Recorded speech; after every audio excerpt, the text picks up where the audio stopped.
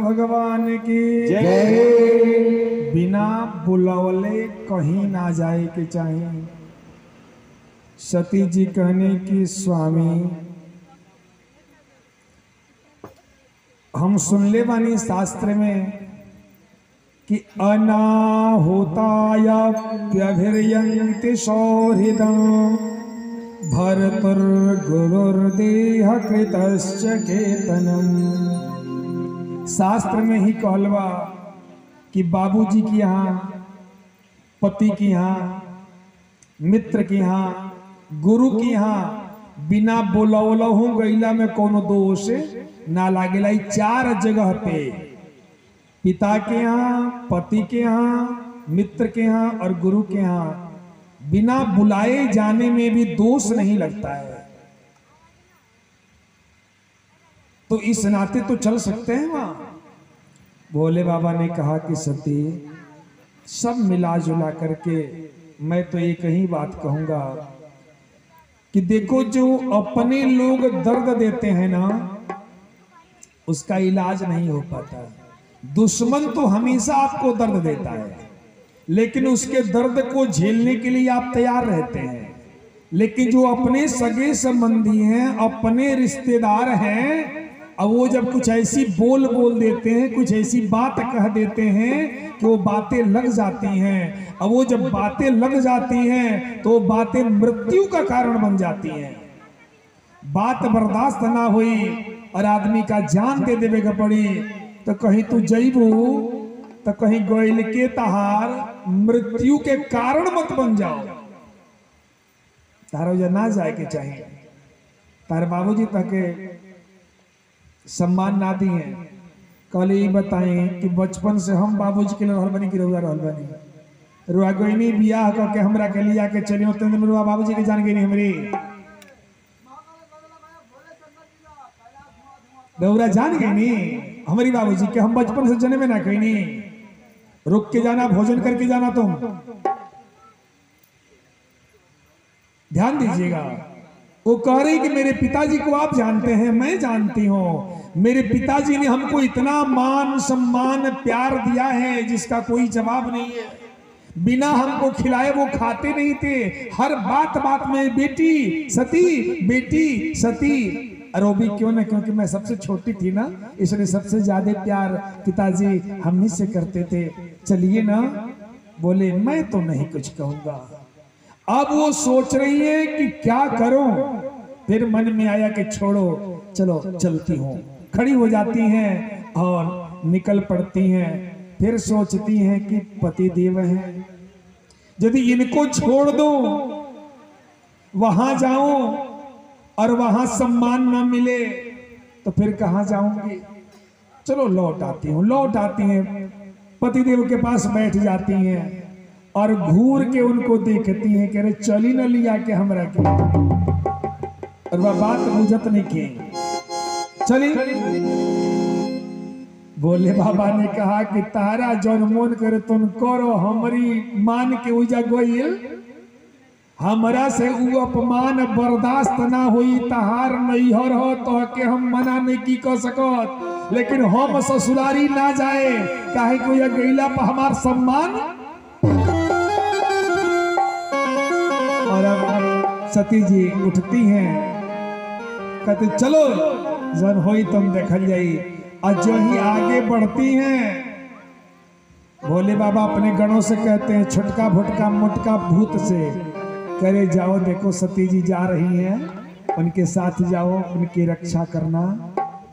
और सती जी अब निकली हैं। सती जी उदास हैं क्योंकि अकेली जा रही हैं। आज पहली बार है जो सती जी अकेले निकली हैं। ये सारे भूतगण ओम नमः शिवाय, ओम नमः शिवाय, हर हर भोले नमः शिवाय, नमः शिवाय, ओम नमः शिवाय, हर हर भोले नमः शिवाय, नमः शिवाय, ओम नमः शिवाय, हर हर भोले नमः शिवाय, नमः शिवाय, ओम नमः शिवाय, हर हर भोले नमः शिवाय, नमः शिवाय, ओम नमः शिवाय, हर हर भोले नमः शिवाय, नमः शिवाय,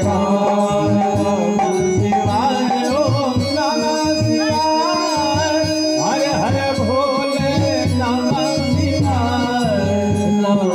शिवाय, नमः शिवाय,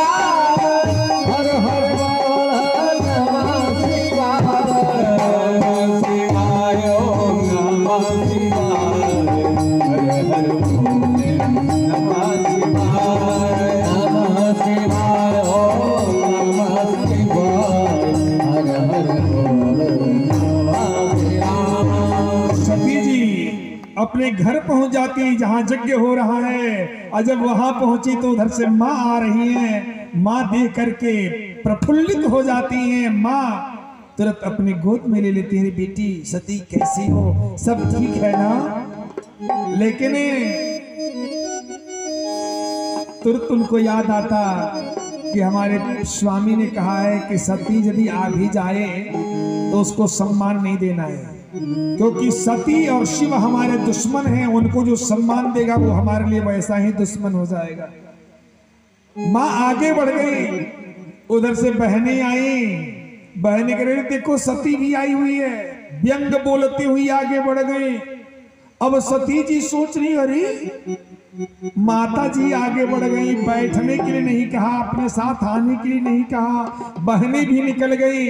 अब सती जी अकेले टहल रही हैं, घूम रही हैं। और घूमते हुए यज्ञशाला में पहुंचती हैं। पिताजी खड़े हैं और वहां जाकर के जो ही आंचल निकाल करके उन्हें प्रणाम करने के लिए बैठती हैं, पिताजी पीछे हट जाते हैं, प्रणाम भी स्वीकार नहीं किया। सती जी वहीं बैठ जाती हैं और कहती हैं कि पिताजी आपने शिव से द्रोह किया, आपने उस शिव से नफरत की, आपने शिव को जाना नहीं। शिव तो कल्याण है, शिव तो मंगल है, शिव तो शुभ है, शिव किसी का अहित नहीं करता है। और उस समदर्शी को आपने नहीं समझा। ये शरीर आपसे उत्पन्न हुआ है, मैं उस शिव को छोड़ के आई हूं आपके भरोसे, और अब आपने भी मेरा अपमान कर दिया, सम्मान नहीं किया। मैं यहां से लौट के शिव के पास जाऊंगी और किसी दिन शिव जी कह देंगे कि का हो दक्ष के बेटी का हलवा, यदि मेरे नाम के साथ आपका नाम जोड़ देंगे तो मैं बर्दाश्त नहीं कर पाऊंगी। इसलिए अब तो मैं न घर की रही न घाट की रही, पति को छोड़ के आई, पिता ने सहारा ही नहीं दिया, अब मैं इस शरीर को नहीं रख सकती। अरे नहीं मननी हो आर चली आईनी,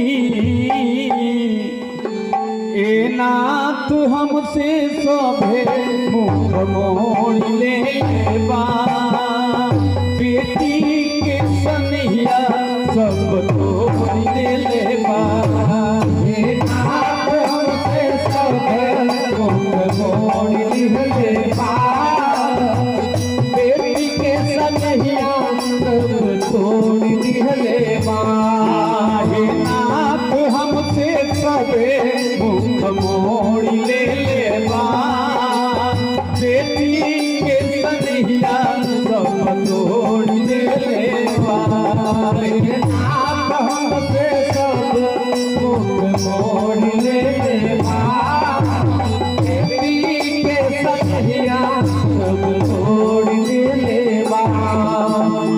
बार बार माना कैनी कहला ना कैनी, राउर ना भैनी हम नैहा रस गईनी,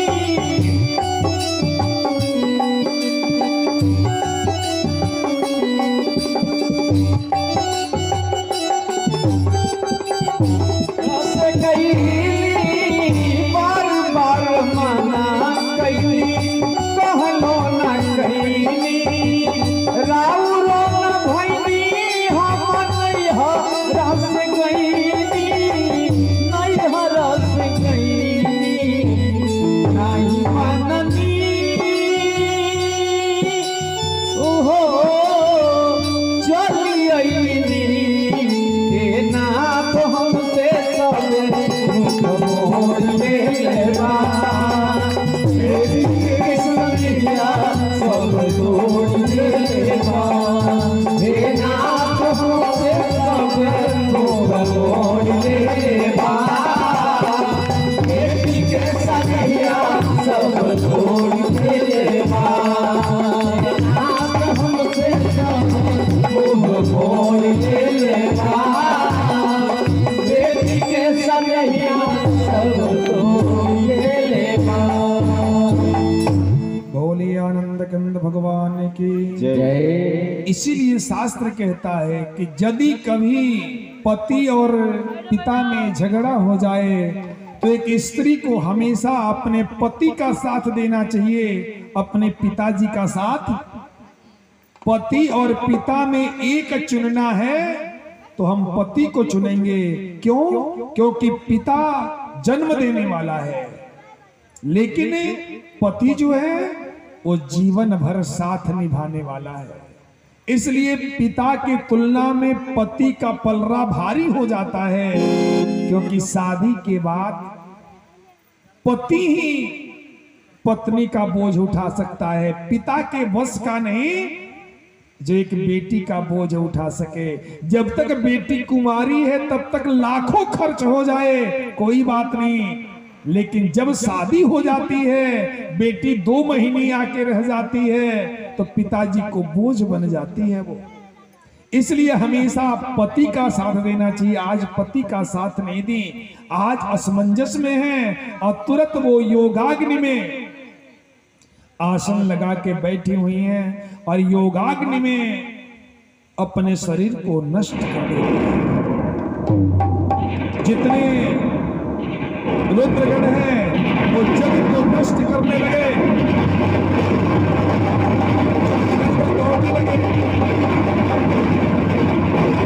कि अब क्या करें, माता जी तो अपना शरीर नष्ट कर दी, जग को नष्ट करने लगे। भृगु जी दक्षिणाग्नि से अध्वर्जु नामक देवताओं को उत्पन्न किए और वो सारे देवता सारे रुद्रगणों को मार के भगा दिए।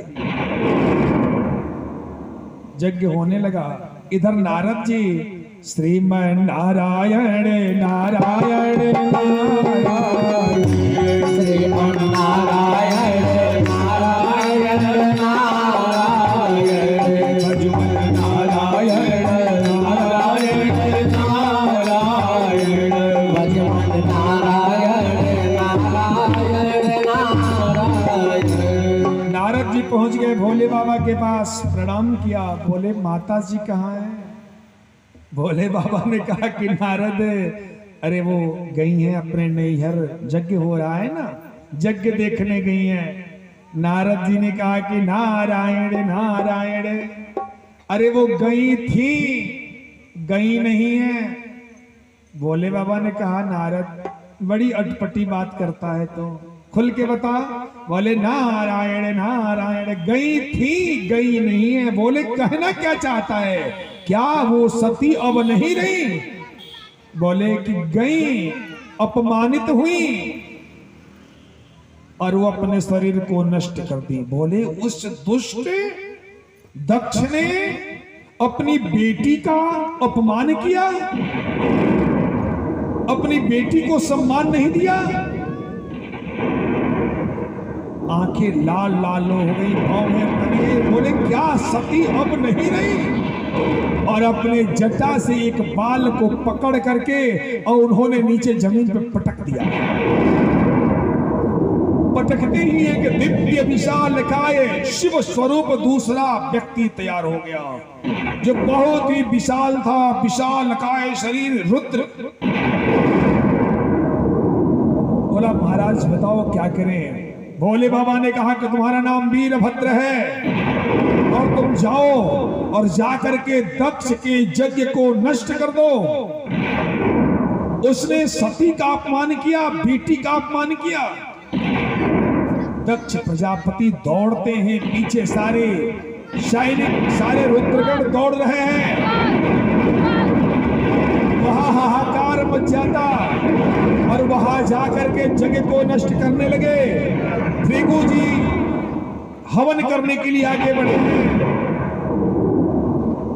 भृगु जी आगे बढ़े हैं, उनको तुरंत मणिमान ने पकड़ लिया और पकड़ के उनकी दाढ़ी नोच ली। वो हवन नहीं कर पाए। वीरभद्र दक्ष प्रजापति को पकड़ लिए, चंडीश पूखा देवता को पकड़ लिया, भग देवता को नांदी ने पकड़ लिया। कोई कलश उठा के पटक रहा है, कोई केला के खंभे को नोच रहा है, कोई हवन कुंड में मलमूत्र कर रहा है। क्षण मात्र में चारों तरफ वीरान सभी लोग भाग खड़े हुए। भृगु जी की दाढ़ी नोच ली गई, भग जी की आंख फोड़ दिए गए, पूखा जी का दांत तोड़ दिया गया। सारे लोग भाग के किनारे हो गए। चारों तरफ केवल तहस नहस यज्ञशाला चारों तरफ बिछाओ। दक्ष प्रजापति को पकड़ लिया है वीरभद्र ने। उनका सर काटने का प्रयास किया, सर नहीं कटा। एक पैर से उसके धड़ को दबा दिया और सर को हाथ से तोड़ लिया और तोड़ के पूर्णाहुति नमः स्वाहा सर को आहुति में डाल दिया। जजमान समाप्त। सारे रुद्रगण प्रसन्न होकर के नाच रहे हैं, गा रहे हैं। अब यज्ञ विनष्ट हो गया, अब क्या हो? उस समय सभी लोग ब्रह्मा जी के पास गए।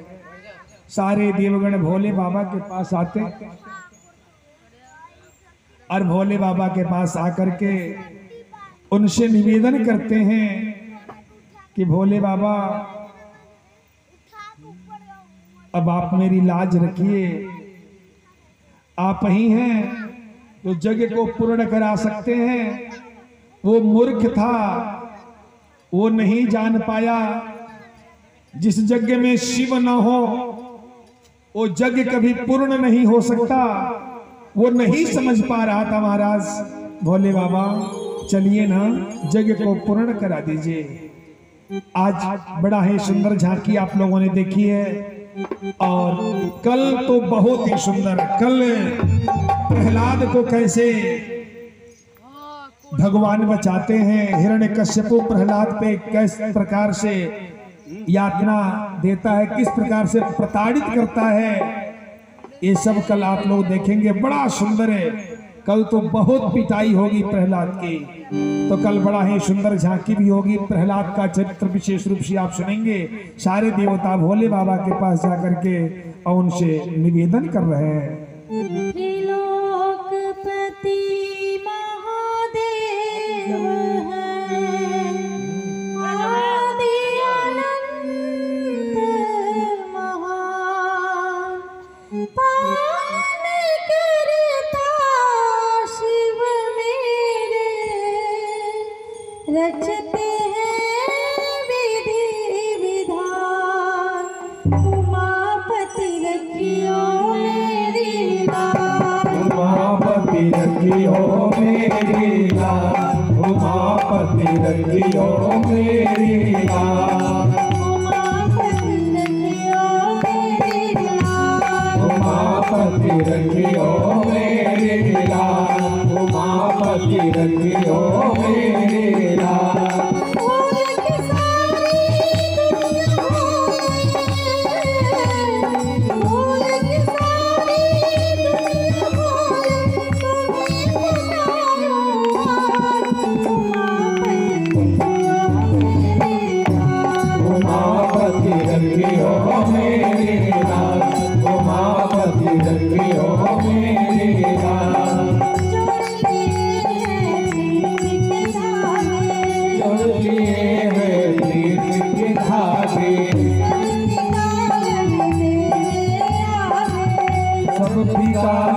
तेरे आगे तेरे नाम से आत्म जागे, दूर दूर सब अवगुण भागे,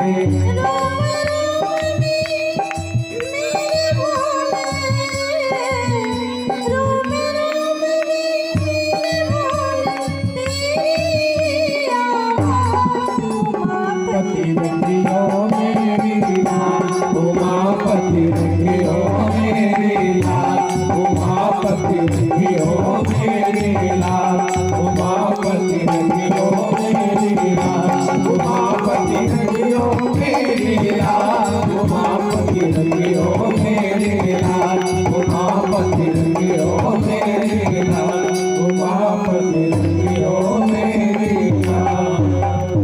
भोले बाबा ने कहा कि यदि हमारे जाने से यज्ञ पूर्ण होता हो तो मैं जरूर जाऊंगा। भोले बाबा आते हैं, जजमान का पता नहीं, एक बकरे का सर लाया जाता है, जजमान के सर पे रख करके जोड़ा जाता है, बकरे की दाढ़ी भृगु जी को लगाई जाती है, पूखा जी को कहा जाता है कि चलिए आप मित्र देवता के दांत से ही आपको पीसा हुआ अन्न आपको दिया जाएगा, तो पूखा जी आप पीसा हुआ अन्न खाइएगा। जो भग जी हैं जिनकी आंख फूट गई है, बोले मित्र देवता की आंख से आप भी देख लिया कीजिएगा, और भोले बाबा ने वो यज्ञ पूर्ण कर दिया। बोलिए देवाधिदेव महादेव की जय।